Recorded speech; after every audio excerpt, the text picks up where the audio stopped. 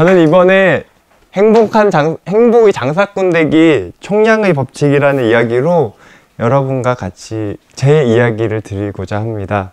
여러분은 매출은 많지만 여유가 없는 가게와 매출은 적지만 여유가 있는 가게, 어떤 가게를 선호하시는지요? 저는 똑같다고 생각합니다. 저는 작년까지 치킨집을 했습니다. 약 10년 정도 했고요. 이젠 피자집을 하고 있습니다. 처음에 시작할 때는 50마리짜리 가게라고 해가지고 시작을 했고요.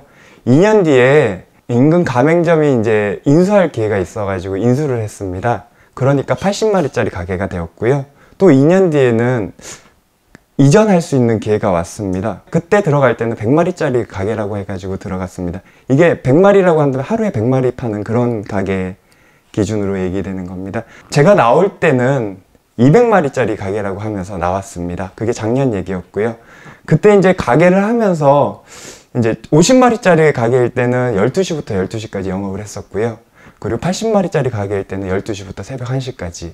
그리고 이제 좀 100마리짜리 가게라고 넘어갔을 때는 이제 11시부터 1시까지. 그리고 결국엔 나머지 나올 때 제가 일했던 시간은 오전 10시 반에 오픈해가지고 퇴근하면 한 6시, 6시 반 정도, 새벽 6시 반 정도 되는 그런 시간이었습니다.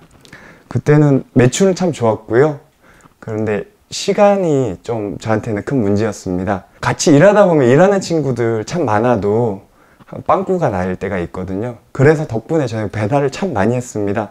원래 시작할 때부터 제가 배달을 했기 때문에 뭐 배달하는 게 그렇게 크게 문제가 되거나 그러진 않았는데 시간이 너무 없었습니다. 하루에 뭐 1시간에 아무리 배달을 열심히 해도 뺄 수 있는 양이 한계가 있거든요. 아무리 엮어가도 제가 생각할 때는 시간당 6개 이상은 못 엮어갈 것 같습니다. 12시간, 20시간, 18시간 한다 해도 80개 이상 뽑기는 좀 힘든 것 같고요. 그러다가 어느 날 하늘 위에 달 같은 걸 보고 있다가 저기서 날 쳐다보면 어떤 모습일까 이런 생각을 해봤습니다. 아마도 같은 곳 왔다 갔다 하는 그런 개미 같은 느낌이 들었고요. 나 뭐지? 이런 생각 들었었습니다. 어느 날은 애기 엄마가 애들을 데리고 왔습니다. 저는 놀래가지고 무슨 일이냐고 했더니 제가 애들을 한 며칠 동안 못 봤다 그러더라고요. 퇴근하면 애들 자고 있고 그리고 출근하려고 그러면 애들은 벌써 나가 있고 그리고 주말 없고 그러니까 이제 그런 일이 있었고요. 그렇게 하다가 이제 결국에는 제가 선택한 게 피자집입니다. 지금 피자집은 일찍 출근하고 일찍 퇴근하고 있습니다. 그래서 지금은 좀 더 매출적인 부분에서는 많이 부족하지만 시간적인 부분에서 만족하고 있습니다.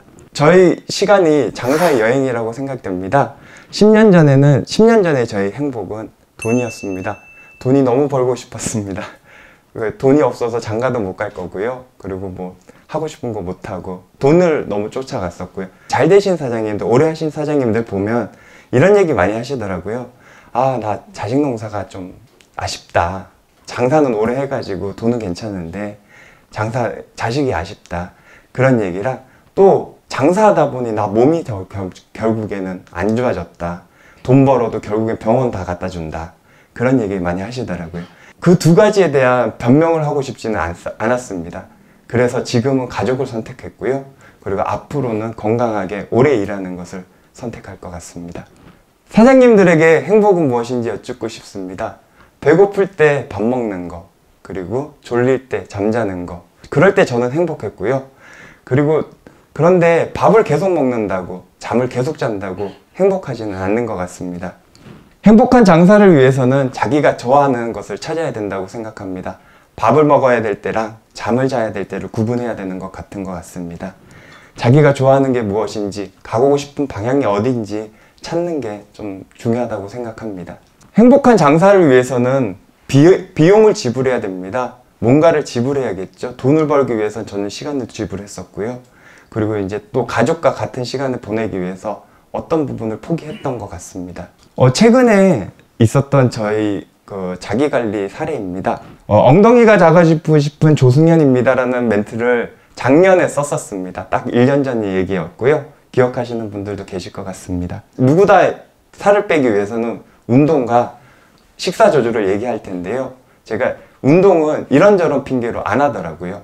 근데 식사 조절은 했습니다. 이것만큼은 제가 제 자신에게 거짓말할 수 없는 것이거든요. 먹는 순간만큼은 온전히 제 책임이잖아요. 오른쪽 사진은 4년 전 사진입니다. 82kg 정도 나갔었고요. 왼쪽 사진은 올해 사진입니다.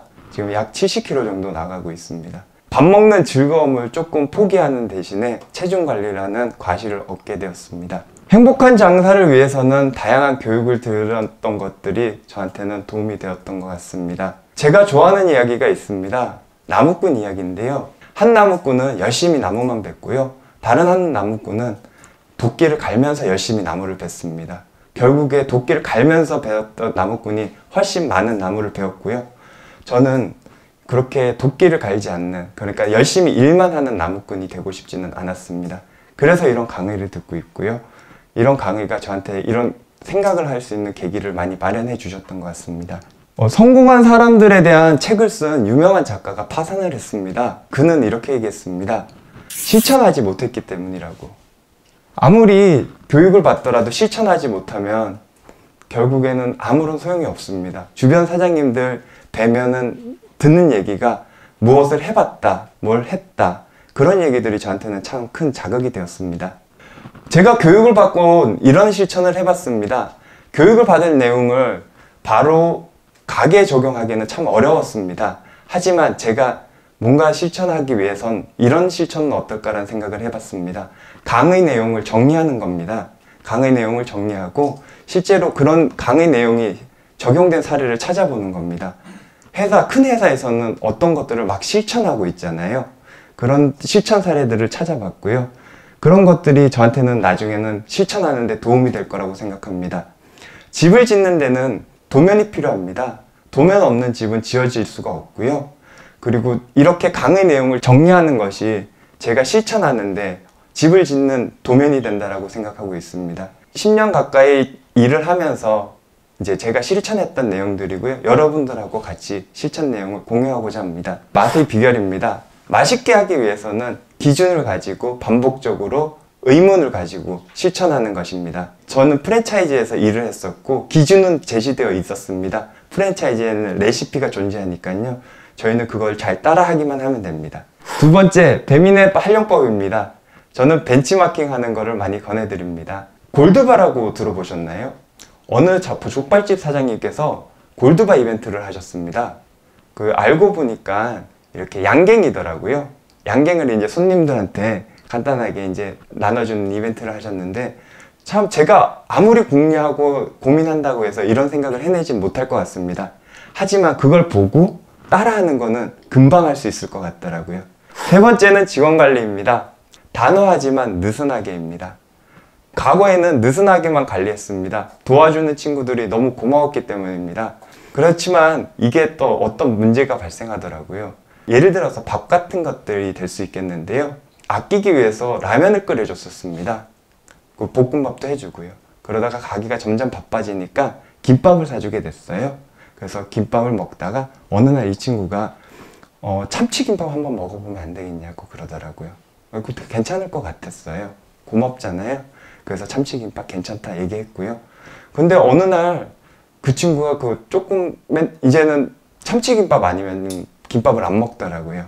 그리고 또 그 옆에 있는 친구는 500원 더 들여서 우동을 먹게 되고, 누구는 돈가스를 먹고 치즈 돈가스를 먹고, 그러다 보니까 나중에는 밥을 먹는데 미소에 초밥이 올라와 있더라고요. 그래서 제가 깜짝 놀랐습니다. 한 달 식비가 약 300만 원 정도 나오는 상황까지 다다르더라고요. 그래서 현재는 단호하게 하고 있습니다. 일정한 내용을 기준을 정해놓고 그 금액을 벗어나는 범위 내에서는 부담하게 하고 있고요. 그렇게 함으로써 가게를 관리하고 있습니다. 행복한 장사꾼이 되기 위해서 앞으로 나아가고 그리고 계속 그쪽으로 향하기 위한 방법입니다. 관찰하고 기록하고 실천하는 내용인데요.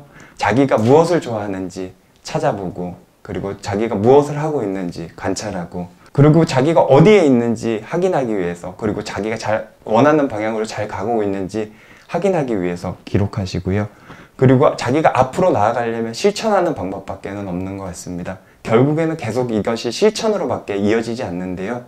이것을 반복하다 보면 본인이 원하는 방향으로 원하는 곳을 계속 갈 수 있을 거라고 생각합니다. 가게를 바꾸게 된 단어입니다. 제가 좋아하는 글귀이고요.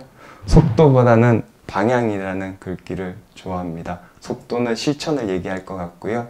방향도 그 실천을 위해서 자기가 원하는 방향을 찾는 것이라고 생각합니다. 네, 이상입니다. 감사합니다.